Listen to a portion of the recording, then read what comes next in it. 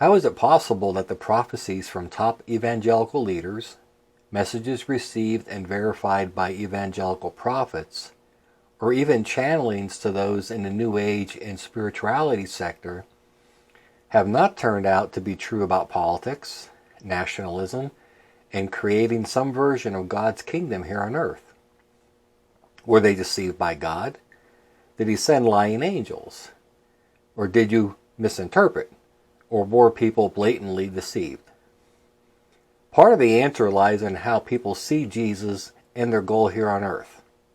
On one hand, someone could believe Jesus to be a warrior that helps them fight evil people on the earth, and that he will eventually bring a mighty army to slay the billions who oppose him.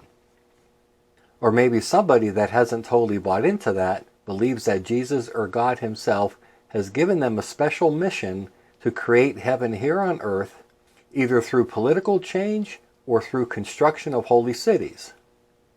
Alternatively, a person could believe Jesus to be a totally passive and loving being that wants all people to live in a spirit of loving forgiveness and peace, whether they ever knew him or not.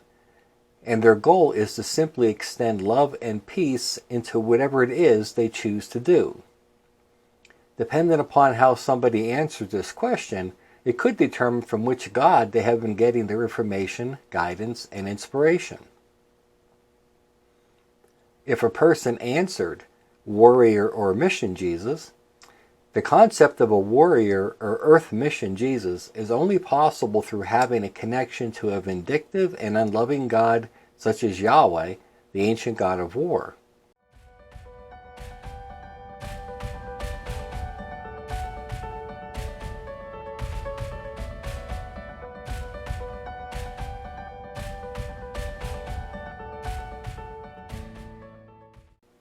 He is a powerful spiritual being that gets incredible satisfaction through controlling people with threats and fear. He is the ultimate bully. He is not your creator or God of any kind. He's a pathological liar and a narcissist that feeds on your misguided allegiance and misery. He says just enough true things to lure people in, and then lies about everything else. And then his followers believe him without question because blind obedience is required, or some form of retribution follows. If a person believes in a peaceful Jesus, well, the reality of a loving and peaceful Jesus simply exists, and it is the true extension of our source creator, God, a being of unconditional love.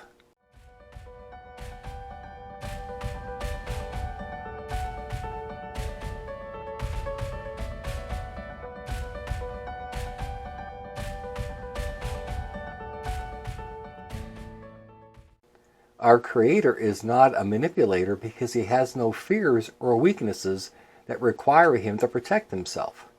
He has no ego to bruise or abuse. He simply loves and extends love and does not interfere with any of the crazy choices we choose to make because he gave us the right to make any and all of these choices. This means there is nothing we could do to anger him. There is nothing anyone could do to ever be in a position where we must appease or be forgiven by him. He loves us all without condition. Period. He didn't send us here with a mission to fix earth, but to open ourselves for healing and to extend love and light to all others so that they too may discover their own path to healing. If you're starting to doubt how or why such unloving, angry, and vindictive points of view are embraced by your church or group, perhaps this article will help shed some light on a few things for you. With respect to the godlike being that filters through into the circles of extreme evangelism, this is not our loving Creator God. It is Yahweh, a power-hungry false god. He is a god of war. He brings chaos and destruction and demands obedience or else. I know the idea of having been worshiping a false god can be rather unsettling, since it means you have not truly been connected to God in the way you may have believed. Bear in mind, however, that you were never abandoned or alone because the Creator God has always been there with you, patiently waiting for you to want to hear him instead.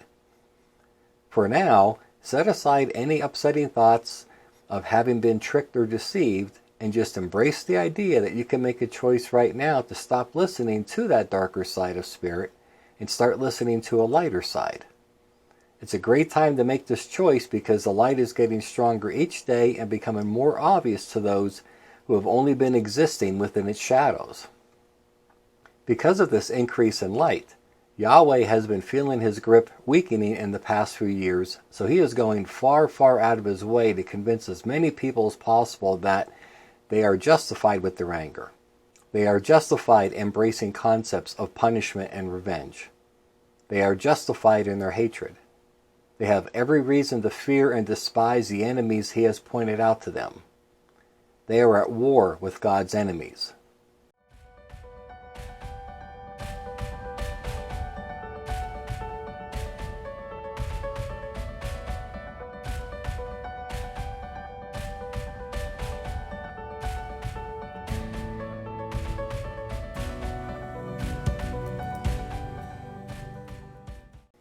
He twists these concepts into his version of love, where a person has to purposely and willingly ignore the base teachings of Jesus, such as loving your brother as yourself, or loving your perceived enemies.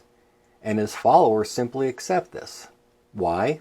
Because he lies and gets others to spread his lies, and he says them over and over again until all they hear is what he wants them to hear, and then his followers no longer think for themselves at all, but simply react to what has been drilled into their minds as being true. How do you escape from such a horrific God? Just let him go. He has no power over you in even the smallest way. Like a big bully, it's all lies. Many of the lies are to make you feel good and accept it, but that's just a way to trap you and lure you into blindly accepting his deepest and most sinister lies that entomb your spirit and mind in a place where true love and forgiveness has been banished, and then that becomes a person's new normal. You can at any time choose to connect with our true Creator and start to learn about what unconditional love really means. I too had to learn to see Jesus and God differently, because what I had been told about them all my life was a deception to keep me in the dark embrace of an angry overlord, Yahweh. I created a phrase that I use to distinguish if something I am listening to or reading is likely to be true or not. That phrase is, God is a God of love, and he does not teach through fear or use fear in any way.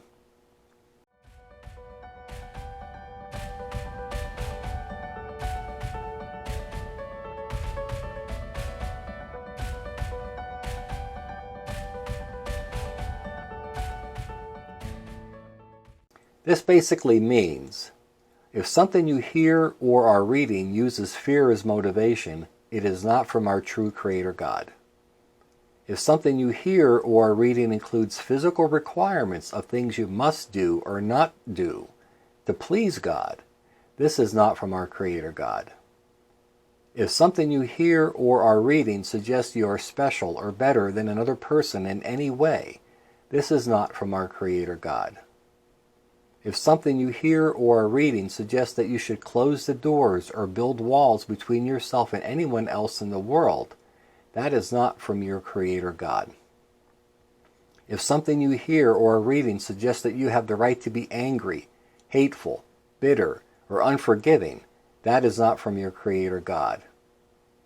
If something you hear or are reading suggests that you are at war with anything or anyone, and that you have the right to deceive, kill, and destroy, that is not from your Creator God.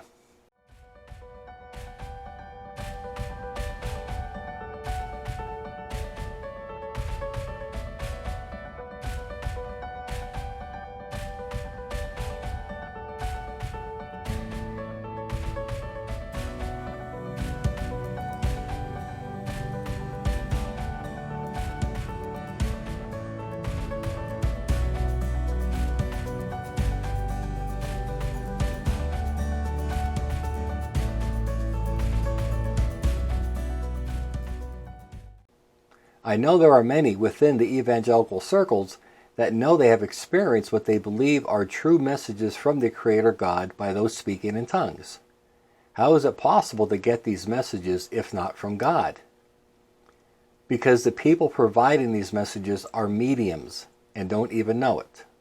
They are channeling spirits that agree with and embrace their ideas of suppression, obligation, sacrifice, one-sided justice, punishment, vindictiveness, and guilt.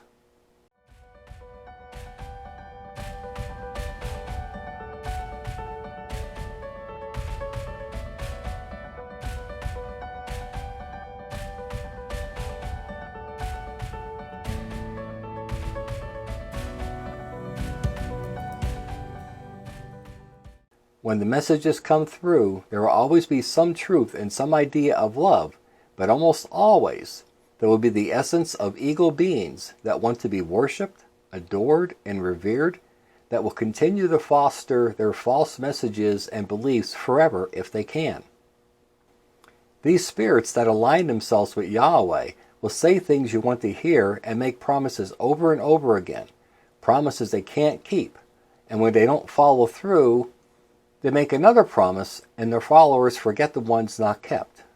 Case in point, if you were or are in an evangelical circle, how many times have you been told Jesus would return by a certain date or event? How many times have you been told that something very specific would happen and it just didn't? How many times have you blindly believed the explanations for why things turned out differently, only to jump at the next empty promise?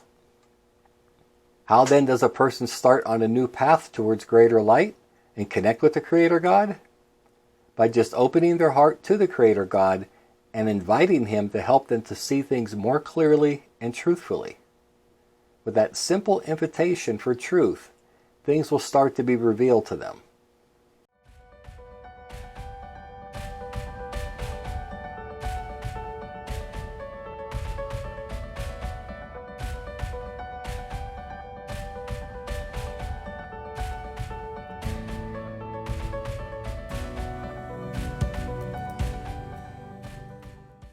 I went through the same thing myself, and since I like to write, I wrote many articles over the years that act as a bit of a diary of my thoughts and insights after I left my evangelical beliefs behind and walked towards those of an unconditionally loving God.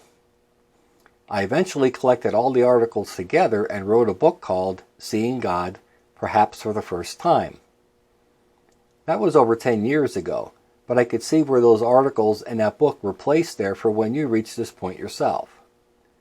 These writings provide some insight and encouragement as to how to shake off the old energy and simply allow in the unconditional love of your Creator.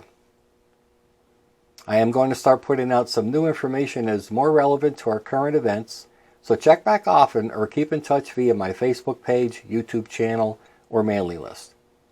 You are starting an amazing journey, and I'm here to help provide insights as best I can. Meanwhile, my website is filled with helpful articles and references. A good place to start is with an article called A New Beginning.